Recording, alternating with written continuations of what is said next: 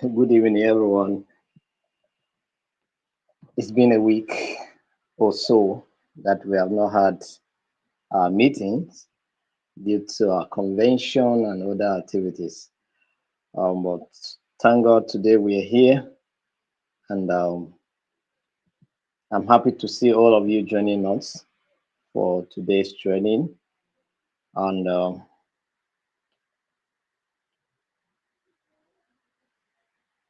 today we are starting a new course.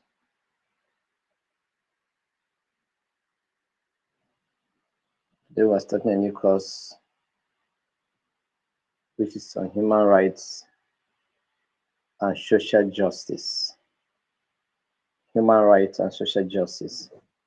And I believe for you to be in this training today, you want to know what is it all about, human rights and justice systems. I don't know how is the justice system in your country. I don't know how is the justice system in your own environment, but in some environment, it's quite a very terrible situation. And we are happy that you find time to join today's training to be part of the training.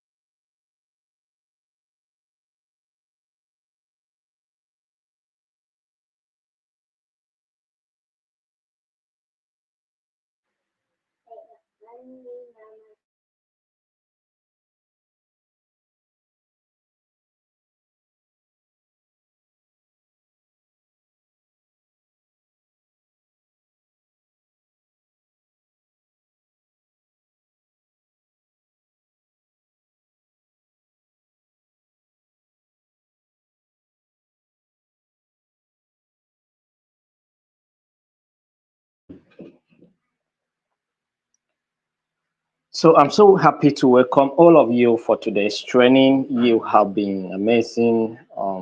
From the one we started this training has been amazing, moving from one step to another. And today we are here for another course. We just finished peace and conflict management. That course I did not finish the way I wanted, but I'll assume that I'll finish it for now.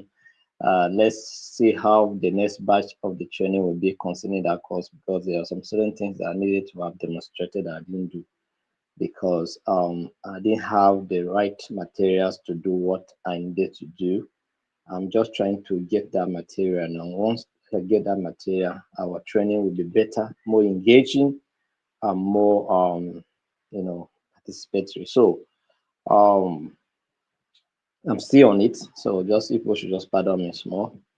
So that it will not just be talking alone. We'll be demonstrating, you'll be seeing some things and carrying out certain analysis to help you understand the course better and all of that. So for um peace and conflict management training, those of you that are to do your presentation, please, we don't have much time because as of by 15th of this month, I'll be very busy and I wouldn't want to be entertaining the issue of presentation. So I want us to finish the issue of presentation. Let me know that I have only lectures to do, which I know that I can do my activities and then come back by 7 to do my lectures. Do you understand? So let's finish everything presentation and examination before 15th of this month. So everybody should take notice. We are finishing everything concerning peace and conflict management by 15th of next month. All right. We are not exceeding. Examination is going to be on the 15th. presentation is going to end on the 15th. Whether you present or not, it's going to end. All right. So better do your best to make your presentation for your own good and for the good of those that are learning from you. So I want to welcome all of you from Zambia, Zimbabwe, Nigeria, Ghana, Kenya, Ethiopia, Malawi, Lesotho, Botswana, the Gambia, South Sudan, Cameroon. From where you are joining us, we would like to welcome you on today's training, and we also encourage that you share the link with people. Put it on your wall. Let them be aware of what is happening here.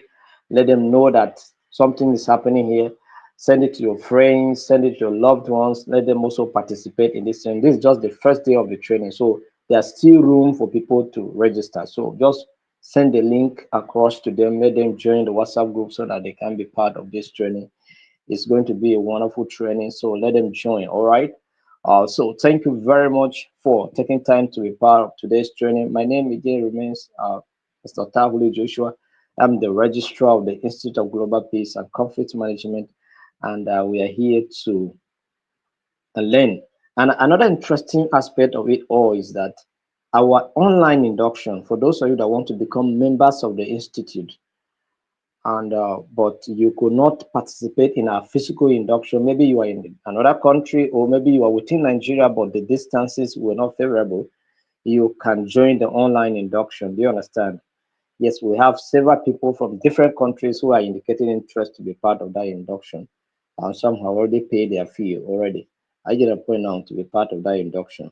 And then another amazing thing that is coming up is we have identified 15 countries that want to have country coordinators, GPT coordinators, training coordinators in those countries. At least we have at least five officials in each of those countries, about 15 of those countries. The flyer will soon be out, and the conditions to apply will also be stated. And one of those conditions is going to be those that are members of the institute. All right. So if we're not a member of the institute, it will be very hard for you to schedule. So it's better you make effort if you want to represent the institute to be a member, so that in this induction, so that you can represent us, because we will be comfortable to work with people who are members of the institute. All right. And then of course, once we have somebody who is a member of the institute, even if you are one in that country, you can still start something and mobilize people, and through you we can help train others, and then get them inducted, and also we'll move forward. So that is just it. So even if it's one person we have in a country that is inducted, we can start working with that person. You understand? So that is it. So thank you very much. Today we are going to look at human rights and social justice. Human rights and social justice. Someone say injustice to one is injustice to all. That is, if there is any form of injustice today and you keep quiet, right? It means that injustice will come to you once somehow, whether to you directly, or to your child, or to your relations, or anybody close to you. So injustice is to one is injustice to all. An abuse of a right of a person is an abuse to all. So when you see the rights of people being abused, don't keep quiet. When you see a situation whereby people face injustices, don't keep quiet. Say something. If you keep quiet, it means that it is just like it's like ashes. You know, when you throw ashes, they still throw back at you. All right.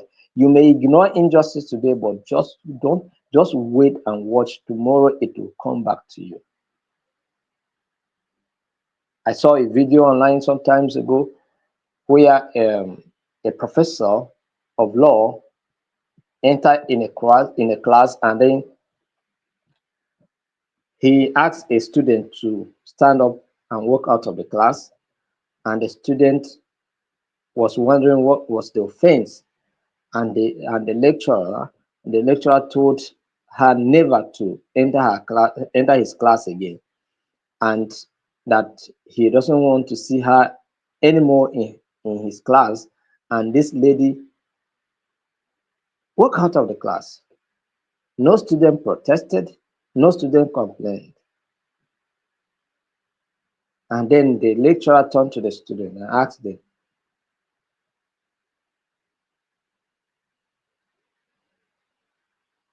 the basis of legal systems. Do you understand? And they said justice. And so he asked them, so what has happened here now? And why is that none of you protested?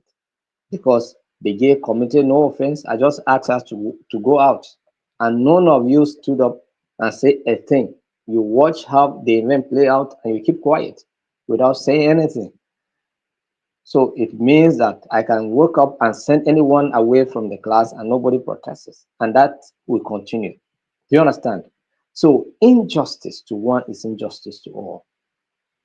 An abuse to anybody's rights and abuse to everybody's right. Right? Because the rights of humans are equal. The rights of humans are inalienable. That is, they are indivisible. I get the point now. So once one person suffers, you also suffer. It's just like you have all the part of your body together. Do you understand? You have all your body parts. If your leg hit the stone, what happens? Your hand will first go up, go there. Your mouth will shout. Your eye. That's if the pain is too much. Your eye flow with tears. Are you at a point now? That's how the rights of people are being connected. You cannot divide it. Do you understand? So if you allow an abuser to walk away with with abuse that he or she committed, it means that you are also a culpable to that offense. Do you understand? Because you have to say something, even if what you say is not taken serious, it's not a problem. You say something, do something. Do you understand? But don't keep quiet. Keeping quiet means that you are an accomplice. You are just an accomplice to that offense.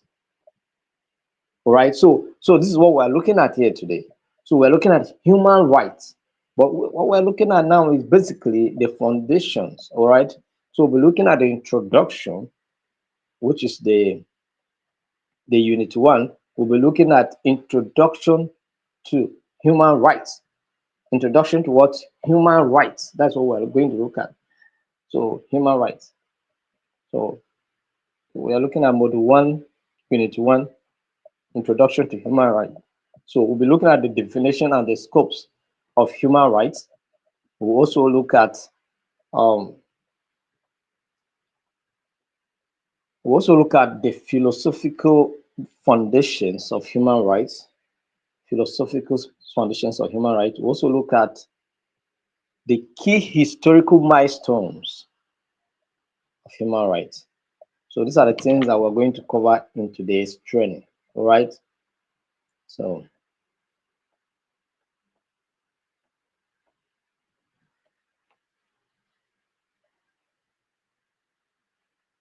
if you were to speak, although you are not speaking but you are tapping, so it's good that you are still speaking with me, so you can tap it. So if I ask you what is human rights, you have your own definitions to say, all right? Because there are several definitions of human rights, but there are the ones that are well recognized and maybe globally accepted, all right? So human rights, you can define it in your own understanding, but we have a definition here that will guide all definitions. Do you understand? And I believe that you can work with this and that will be better. So human rights are inherent. Human rights are what? Inherent, universal, inalienable. That is inalienable and indivisible rights that belongs to every individual simply by virtue of being human. By the virtue of the fact that you are a human being, you have these rights. Do you understand? By the virtue of the fact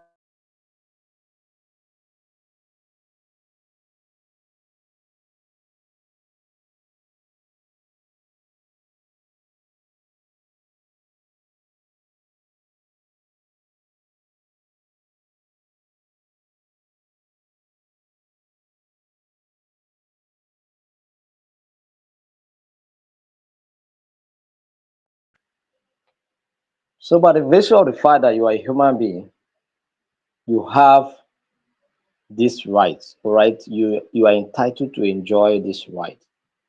That's what we say they are what inherent, universal, inalienable, and indivisible. Indivisible. That is, you cannot separate it, you cannot divide, you cannot divide it. You understand? You cannot separate it, you cannot divide it.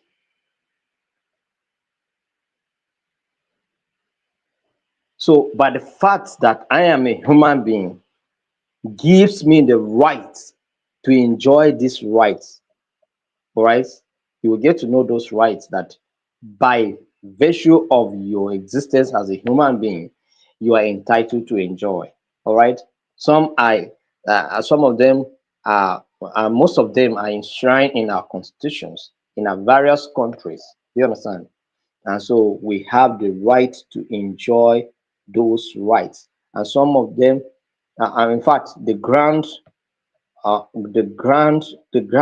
human rights rules are embedded in the United Nations Charter under the Universal Declaration. Do you understand? So you will get to know all of those things, and they will help you and they will guide you as well. So what are the key features of human rights? Right? Key features of human rights. All right. We are saying that these rights are essential for what? Ensuring dignity, equality, and freedom for all people, irrespective of their race, gender, nationality, religion, and any other status. So it doesn't matter your color, it doesn't matter the language you are speaking, it doesn't matter where you come from, whether you are black, yellow, red, white, albino, and whatever, join. You are entitled to enjoy this right because you are a human. What makes us human is not the color we carry, it's not the language we speak, okay,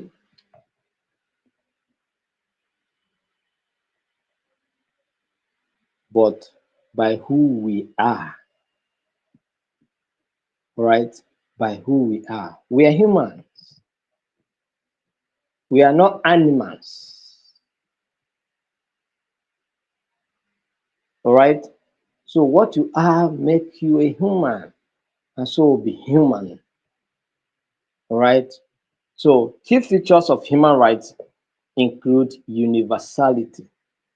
That is, human rights are applicable to everyone, everywhere, without discrimination. Without what? Discrimination.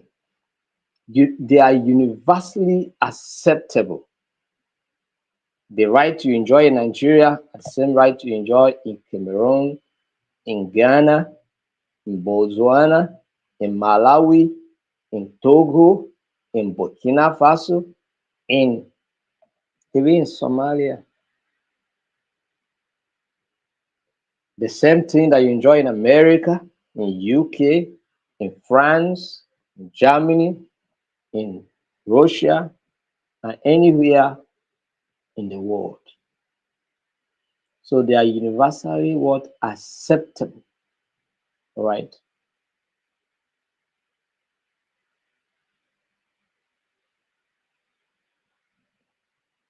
I cannot just go, I cannot step my feet in London, then you arrest me because you will come and ask me, why are you here? No, you cannot just come and then begin to ask me such a question. Or you say, by right, I'm not supposed to be here. No, I'm here because I have the right to be there. Do you understand?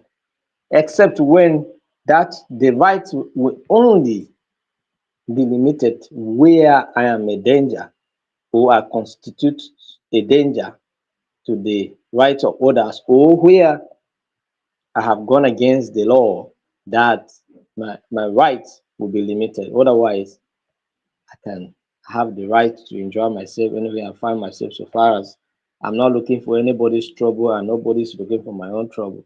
Do you understand? That is what it is. So, inalienability. Inalienability, that is, this right cannot be taken away. They are inalienable. That is inalienable. They cannot be taken away, right? Except in specific situations like lawful imprisonments, when you yourself have constituted a threat to my rights, to the existence of the state, and or the good of the society, that you are being taken out lawfully and then are being detained and separated from good people like us. That's the day you cease to be good and cease to be a good person. You are denying yourself some rights, all right? Even though you may have the opportunity, you have the, by virtue of your existence, you are to enjoy them. But by the fact that you have decided not to live the way you're supposed to live, then you by yourself, you have started denying yourself certain rights. That's the day you choose to become a terrorist. Number one, you are telling us that, well, now I have decided to become animalistic, a carnivorous animal. So now I am no longer qualified to live among the people. So let me be separated. So at that time, at that point, you'll be separated from lawful people. I get a point now. Or the day you decided to say, well, in this house, you are the husband, and so you you are the only person that can live. Your wife doesn't have a life. Your children doesn't have a life. It's you that have a good life that you can live, and then you can do whatever you want to do. You beat, you abuse, you maltreat, you manhandle, you do whatever. Just know that you have started denying yourself certain rights, because the day the law will come for you, you will discover that you don't have any right anymore. Do you understand? You will be separated and you'll be limited. You understand? Not that you don't have, you still have the, except the offense is so grievous that even the right to live will also be denied. That's where sometimes people are being executed, whether by gunfiring or by whatever means. Do you understand? So at that point, they have gone to a extreme, and the state has looked at their behavior and said that even though you have the right to live, but by your virtue of, you know, what you have become now, you are no longer livable. You cannot live with the people again. The society cannot accommodate you with other meaningful societal persons. So the best thing is to take you off. Do you understand? Take you out of the system. So that's why some people, I'm not talking about people that will kill unjustly. That's not what I'm talking about. I'm talking about people that will kill lawfully based on what they have admitted that they have committed. Do you understand? So that's what it is. So inalienability, that's, it cannot be taken away. But if you want it to be taken away, it can still be taken away, but it's your choice. It's your choice. It's not because the law is there. The law is not there to take you right away.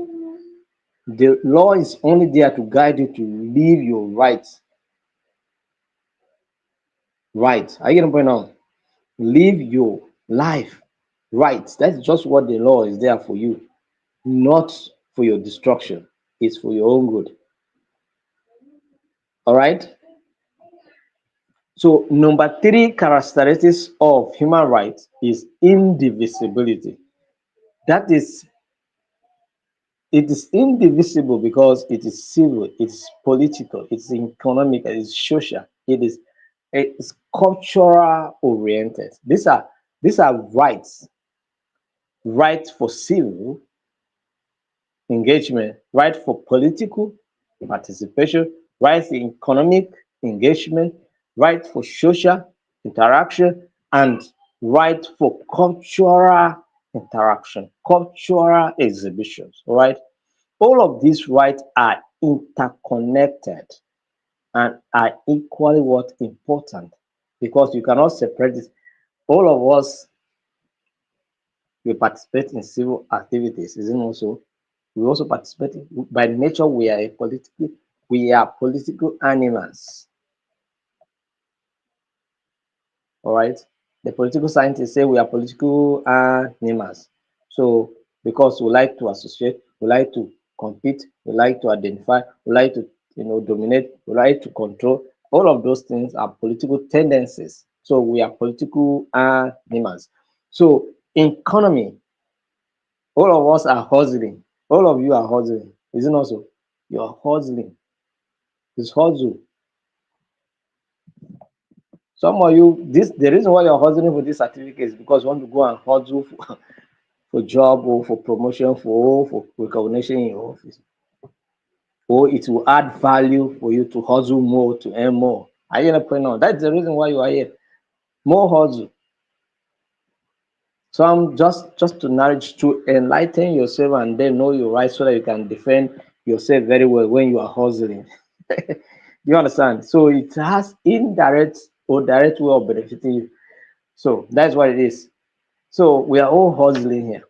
Economic, do you understand? So social and cultural rights.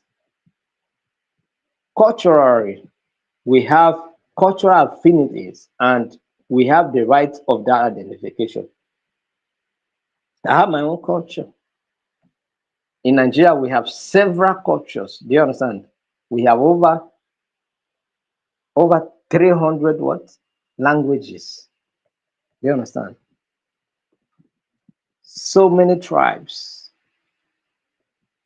And so also in many of the African countries and other countries of the world.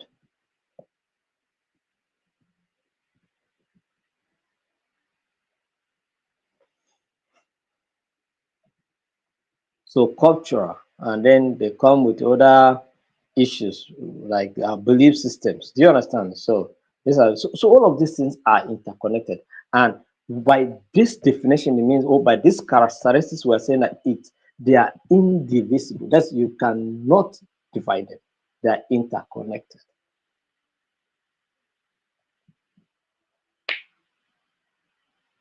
Equality and non-discrimination. Another characteristics. Equality and what? Non-discrimination. By rights, we are all equal, right? We are all equal because the rights say the right to live. So who wants to live and die and want another to die? Who wants to associate and doesn't want others to associate? Who wants to move but doesn't want others to move? So all of us are equal by these rights, right? So I'm not talking about by privilege you have more money than then another person, then you feel that that person should not lead because you have money more than me. You want, there's some, I don't want to mention some cases. I don't want to mention issues now. There's some issues that are in the court of law. So I don't want to talk much about it. But the truth of the matter is that sometimes when people have money, they feel that others should live while others should die because they have money. No, we all are entitled to live, right? And enjoy these rights that God has given to us, all right? The accountability and the rule of law. Accountability and what? Rule of law. So government and institutions are accountable for respecting and protecting human rights. So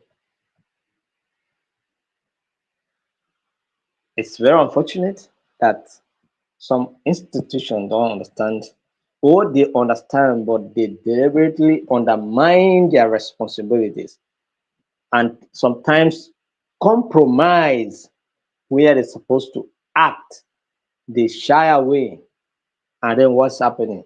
What is happening is that people are suffering when institutions are supposed to be responsible, right? Institutions are supposed to be responsible. Maybe for what's I don't know whether for whatever reasons, for whatever interest they are to benefit from shying away. I don't know. So what are the scopes of human rights? The scope of human rights, right? We have defined human rights. We have looked at the characteristics of human rights. And let me just by way of, you know, by way of summary, we say that human rights are what? They are universally acceptable, they are inalienable, they are indivisible, they are what? They are more of equality, they are more of, you know, of accountability. That is, they are institutions that are accountable for this right to protect the rights of the people, the police, the judicial system, and the rest. All right. So let's look at the scope of human rights. We have civil and what political rights. Civil and what political rights. There are cases that are political, there are cases that are civil. You understand? So, rights to live, for instance, the right to live, that's the right to life, freedom of speech, equality before the law, freedom of assembly.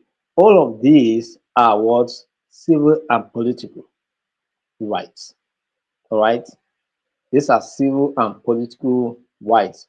The rights to live or to life, the freedom of speech, because nobody should gauge me now. I should be able to speak. If I see something, the police in my own country say, if you see something, say something. And sometimes you see something, you say something, and then they take you to the very people that say, if you see something, say something.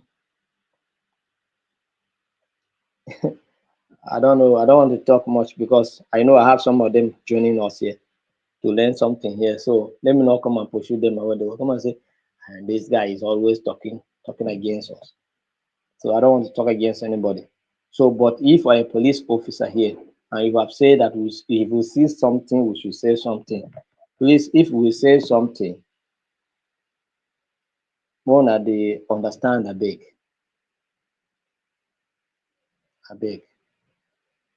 so that we'll continue to say something. Otherwise, this is the reason why we are not been saying something. We see something, but we keep quiet because if we say something, it will land you into trouble. So it's better you keep quiet. Hmm? So we are saying something. Help us to say something the more so that our society will be better. All right? That's it. So these are the rights. Then we talk about economic, social, and cultural rights. Rights to work, rights to education, right to health, right to cultural participation. I should participate in I should participate in Juma prayers. I should participate in Sunday schools. I should participate in other traditional festivities like Yam Festival, all those festive areas, or the masquerade dance, and all of those things. They are rights. You have the right to participate so far as you are comfortable with your culture and what your culture believes in and adopted. You can go ahead and enjoy yourself. All right. You have the right to do it because it's your culture.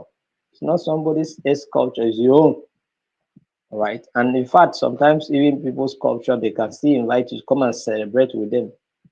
I know we used to travel to Igede Akpa to go and celebrate Yam Festival. You understand? But I'm not in Igede, man. But I used to travel to Igede to go and celebrate Yam Festival. Do you understand? Some of you in the eastern part of this country celebrate yam festivals.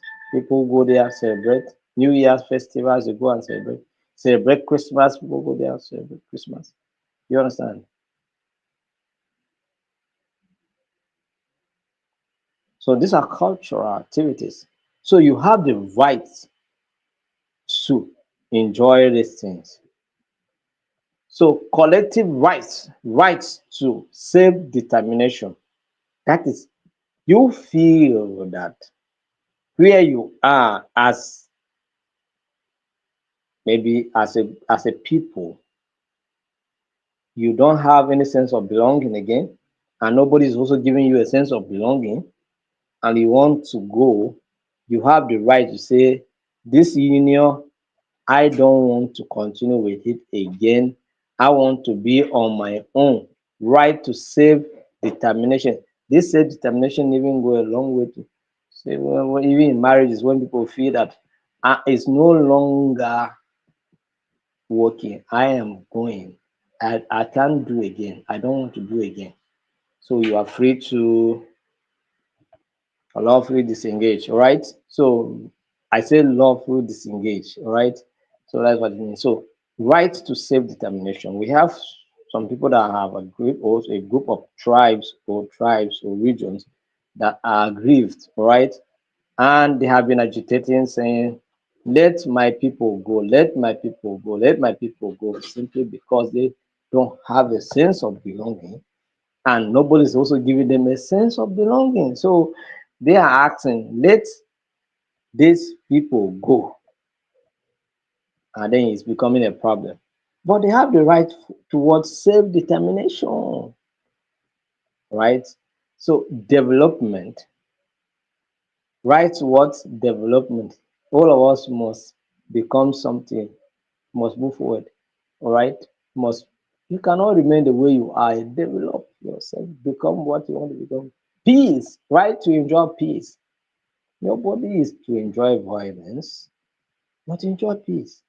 My say, I enjoy peace. And a healthy environment. A healthy what environment? Not a chaotic environment. A chaotic environment is a disastrous environment.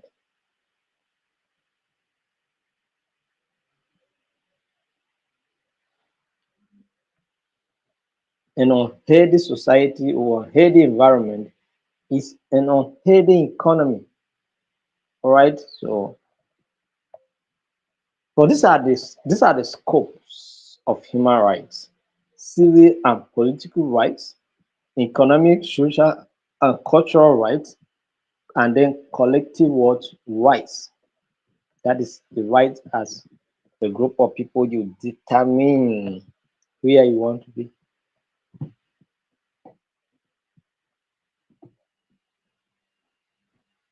All right.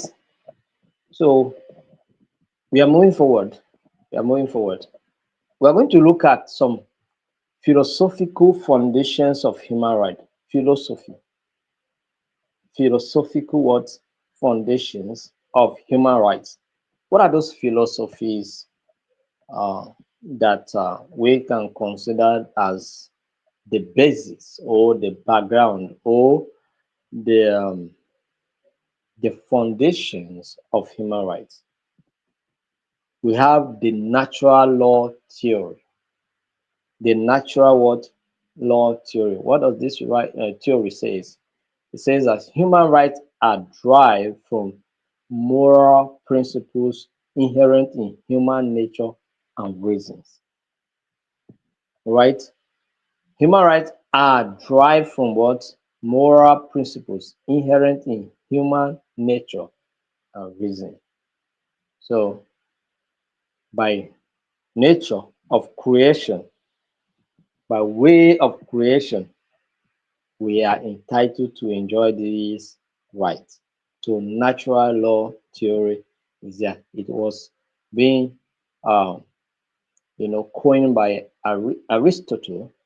Thomas Aquinas were responsible for this theory, the natural law theory. Right? It emphasizes the universality and timelessness of human rights.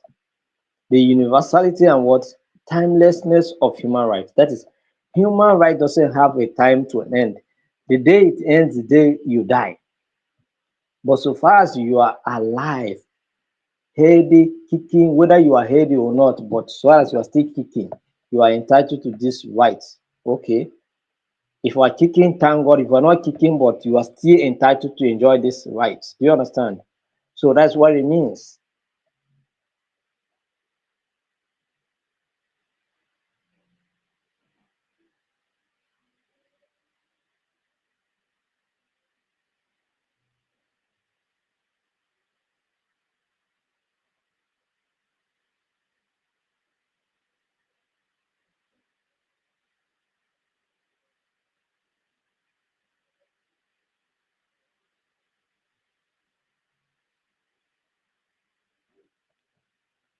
The second philosophical foundations of human rights is the social contract theory. The social what contract theory, where according to John Locke, they say life was so sorely poor, nasty, short, brutish. Do you understand? And then what happened? The human beings come together and say, let's come and surrender some of our rights to the state. Let the state help manage our rights. Do you understand? So human rights emerge from agreements among individuals to create what a society and a government. So people just came together and said, well, the way we have been living is not quite good. That is where the state of the survival of the fittest, where the strong live while the weak dies. It's not a good way of living. Come, let's surrender our rights to the state. Let the state govern us. Let the state administer our rights. Let the state help secure, safeguard our rights. Do you understand? This is the angle where the social contract theory are coming from. And what's the argument? The argument is that life in the in the nature of human is too brutal, is too harsh, nasty, very short, and useless. So it's better we should come together, surrender our rights to the state, and let people to represent us and let them monitor and manage this our rights. It's very unfortunate that people who are elected don't feel that we are in charge. So they continue to abuse, manipulate people, you know, and maltreat people. Take economic policies that will kill people and they don't care. But you see, the people surrender their rights and you are enjoying a position. So social contracts theory. Otherwise, if it were left on, say let there be survival of the fittest, I don't think Tinubu will be president today. So because by nature he he doesn't have the stamina to be there. Do you understand? So, but we surrender our rights. So it's not by survival of the fittest. So he's there. And maybe the society would have been so chaotic because nobody, nobody will be willing to. We would have destroyed, in fact, by now we would have finished destroying ourselves. Maybe the strongest will be standing, but the strongest among them will also be fighting and killing. You understand? So that's it. So social contract theory says, come, let's surrender our rights and let the state and the society manage them for us. So key proponents of this theory are John Locke, Jean Jacques Rousseau. So all of them were responsible and contributed a lot. Locke emphasized life, liberty, and prosperity. All right. That is, John Locke emphasized what? Life, liberty, and property as natural rights that government must protect. Must protect. Enlightenment philosophy. Another philosophical element we are looking at is enlightenment what philosophy. Enlightenment. Emphasis on reason, individual autonomy, and universalism. That is, we have the freedom, we have the autonomy, we have the universality of achieving whatever we want to achieve, become whatever we want to become. You understand? And all of that. Key proponents are Immanuel Kant and Voltaire. All of them were responsible for this theory. Then we'll talk about utilitarianism as another philosophical foundation to human rights. What? Utilitarianism. Utilitarianism. So it focuses on what? Maximizing the greatest happiness for the greatest number. Maximizing the greatest happiness for the greatest number. Jeremy Bentham, John Stott, all right, are responsible for this. They are often critical for neglecting individuals' rights. It has influenced policies aimed at collective welfare. Collective welfare. Policies that aim to bring welfare to the generality of the people. That is because the aim is greatest what number, greatest happiness for greatest number. I get a point on, so that many people should enjoy happiness, should be happy, should be enjoy, should be glad. Nobody should be sad. Let everybody is more or less like a communist kind of theory. Let everybody, or a socialist theory. You understand? Let everybody be happy. Because communism is not a good one. Communism is the one that these people are practicing. What do you call it? And even unitarianism itself is not, utilitarianism is also not a good system, because this is the one North Korea is practicing. And in North Korea, you better be happy for yourself, because if you choose to be angry, they will help you to just go. You understand? You cannot protest. Who born you that you go and protest against government or against the decision that man is taking? That tall man in North Korea, a very tall man. He's very, very tall. You understand? Very tall. He may not be tall by appearance of the body, but he's very tall in himself. Always going for thought. You see all those ballistic missiles, long range, very long ones. So that's what I'm saying here. So if you want to protest against his government, he will just put you where you belong. You understand? That's why he is there. Utilitarianism. So, but for them, they are looking for happiness for people. Greatest people, just be happy. Be happy. But that's what that theory was all about. Do you understand? So, but the essence is that let the people be happy. Let the people be happy. There should not be problem. Because it's because of problem that people begin to hate people, begin to kill, begin to do crime against one another. Do you understand? Let there be no competition, because competition, that's why I say this theory is more or less like under communist or socialist system, because it cannot function in capitalist where um you understand. So that's why it is. Marxist Marxist critics is another philosophical condition. Critics the liberal conception of human rights as ignoring economic inequality and structural injustice. So key components: Marx advocates for social and economic rights as prerequisite for what? True freedom and equality. Marx say, if you like, say I'm human. I'm human. I am enjoying this right. I am entitled to enjoy this right.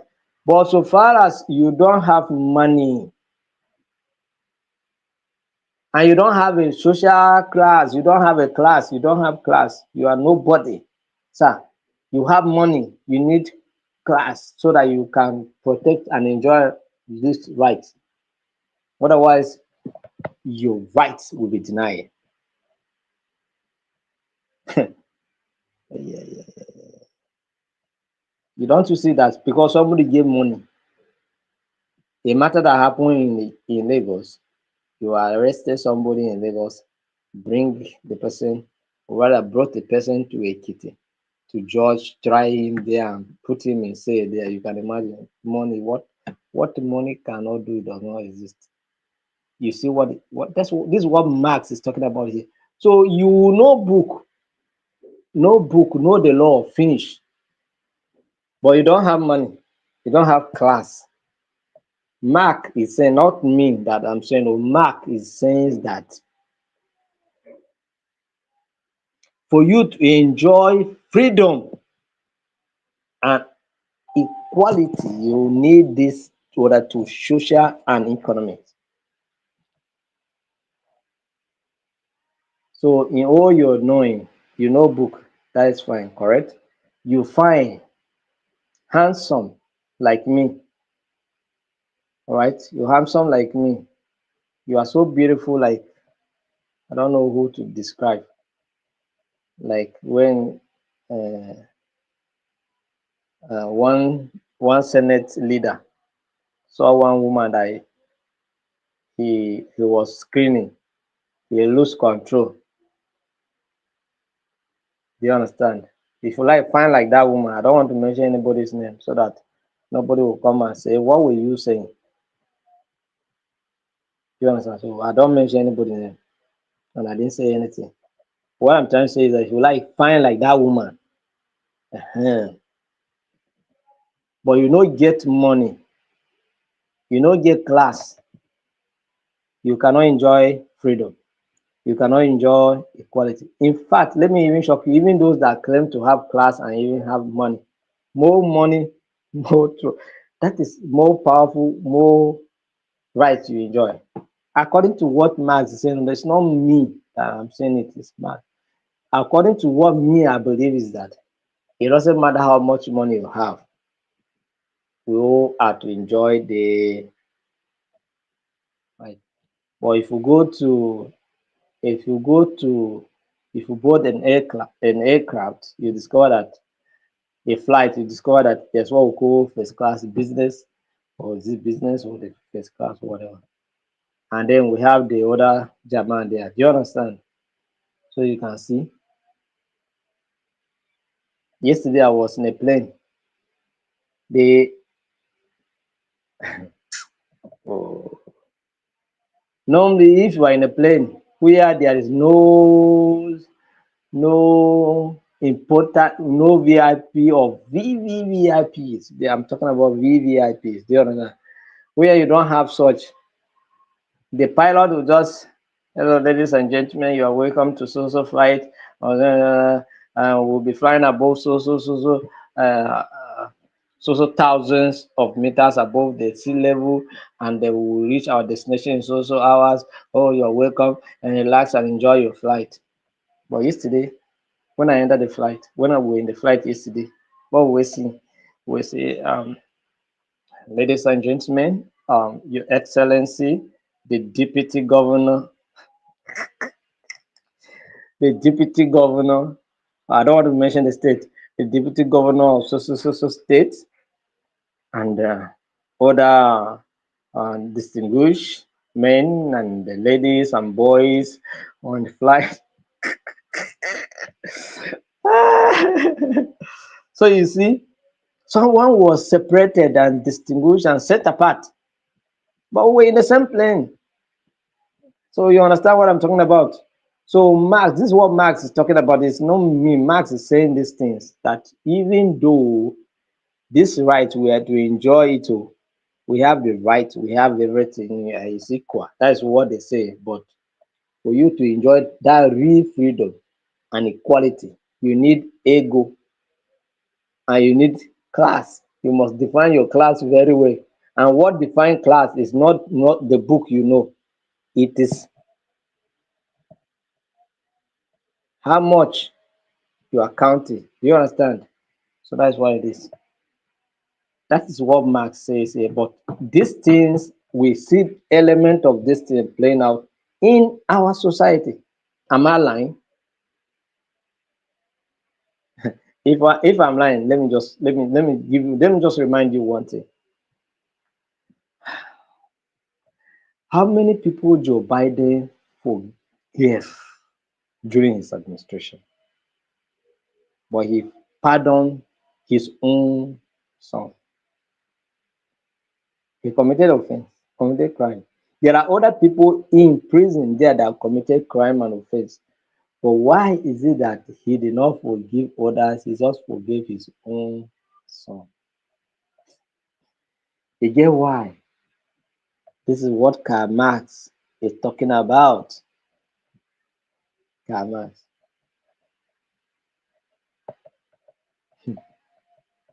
All right.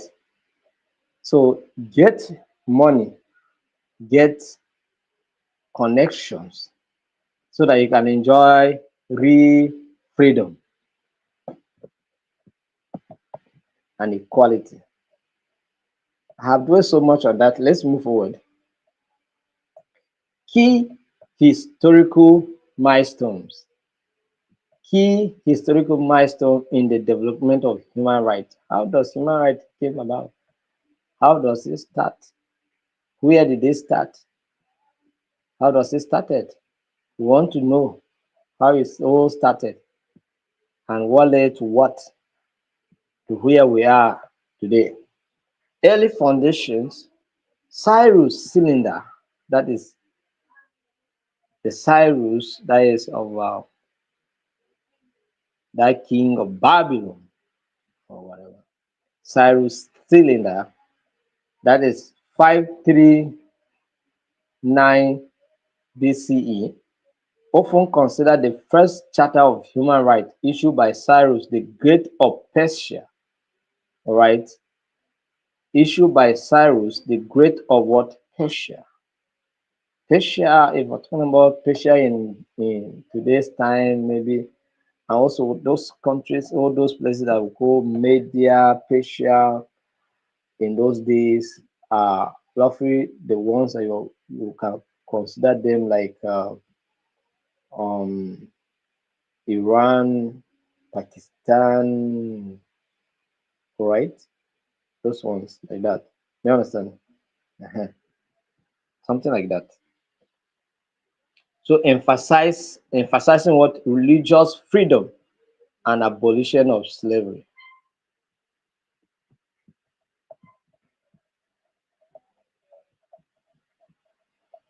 So Magna Carta 1215 limited the powers of the monarchy and established the principles of rule of law. All right. So this is how it all started. So that is the beginning of the beginnings.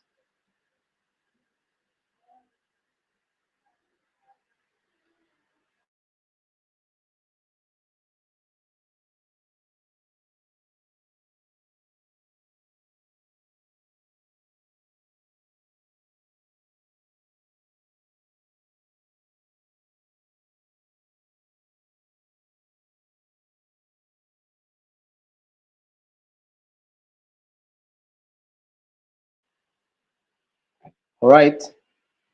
So we have Enlightenment era. That is after the early foundation. We have the Enlightenment what era. So American Declaration of Independence, 1776, asserted the inalienable rights to life, liberty, and the pursuit of happiness. So the American Declarations of Britain, and then they say life, liberty, and that's why they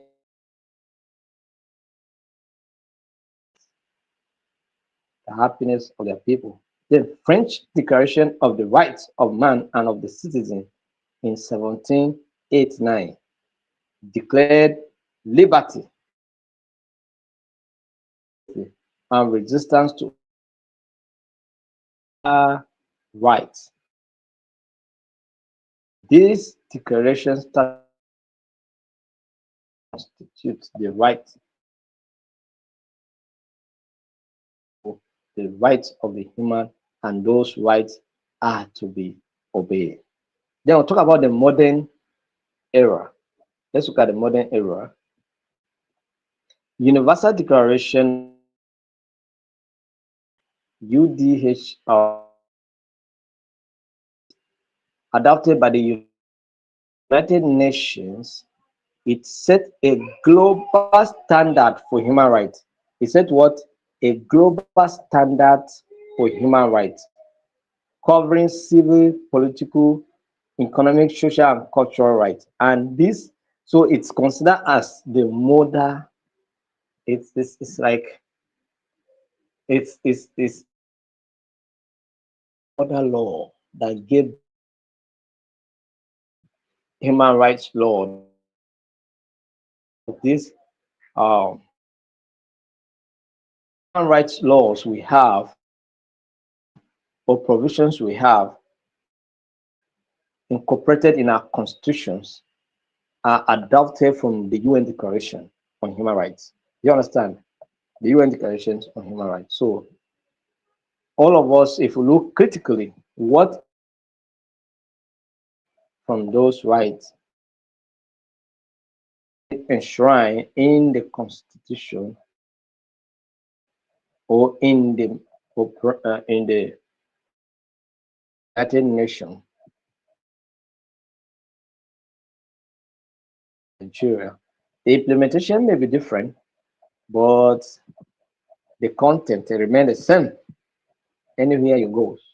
All right, there may be little adjustment here and there to fit the nature of the people where the laws applies, but the laws carry the same meaning. So international covenant, covenants, covenants,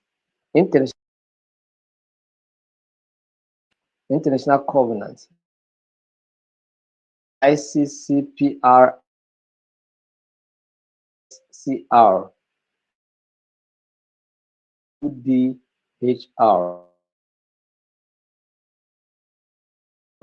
member states to respect civil, political, economic, social, and cultural rights. The abolition of what? Apartheid. South Africa ended institutionalized racial segregation, major victory for human rights. Nelson Mandela spent more than 20 years. He refused to keep quiet. To fight, to fight for your right is not always easy. It's not a, it is not, it's not, it's an activity to have the temerity, the audacity to confront whatever danger that is coming. Is not for people that can shy away easily. No, to fight for your rights, you must understand. That's what it is. So, necessity of speaking for his freedom, but at the end of it all, he secure not just his own freedom, but the freedom of his people. So always speak out when injustice, when oppression. Keep quiet until one day you say more.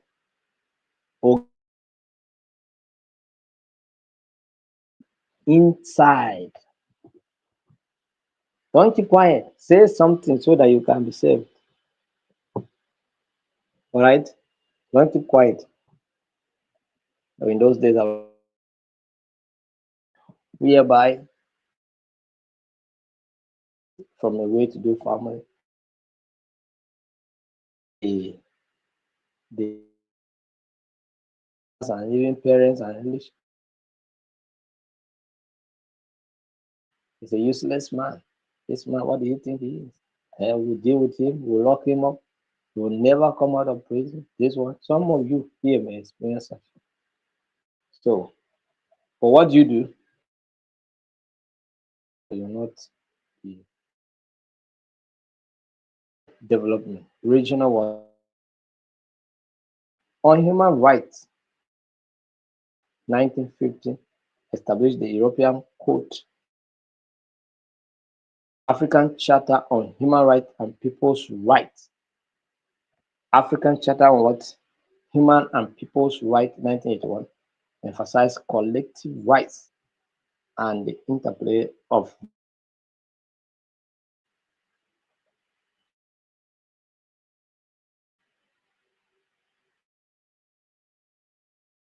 So, inter 1959 defended human rights in the Americas, and they are still defending, they are still promoting. You understand? So, this is what it is. So, you know what the human rights is all about? Physical, relate to what you understand.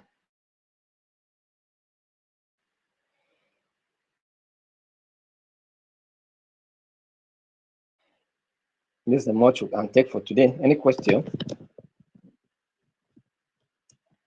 Any question? Any question? Any question?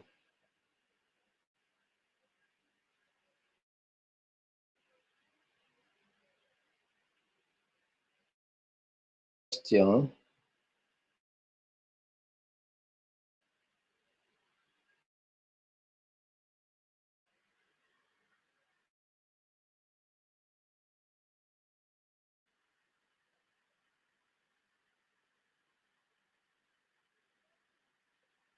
So Mr. Paul is saying that it's only a fool that keep quiet and die in silence.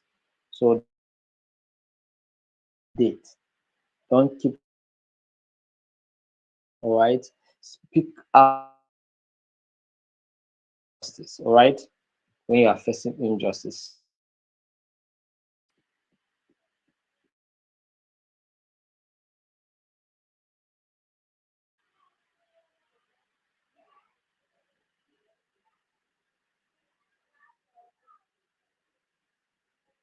And I can share the material with you, but not today. Maybe after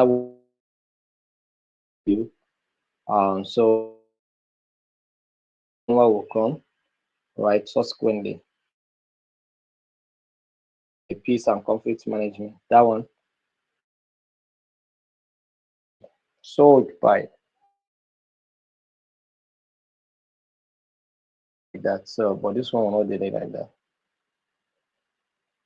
Yes, you have the manual. Just keep joining the training. You have the manual, right? Keep joining.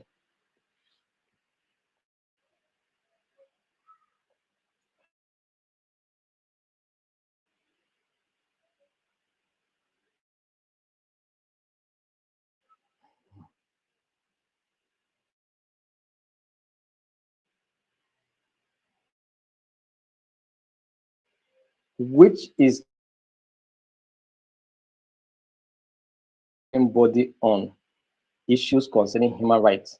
We have the United Nations Human Rights Commission or whatever, whatever.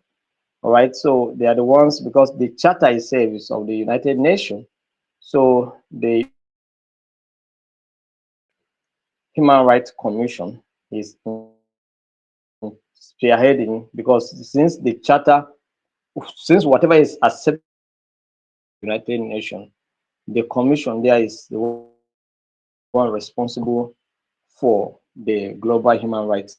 But countries have the way, and you know that the membership of the United Nations also voluntary. So sometimes some of these things are very, very difficult to be implemented. But where there is a challenge, when you feel that your right is being abused in your country, we have international court of justice. You can take your matter there and be addressed.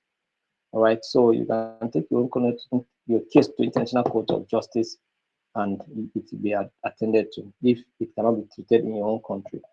Because besides, all the countries, agree with the United Nations declaration. So that is just it.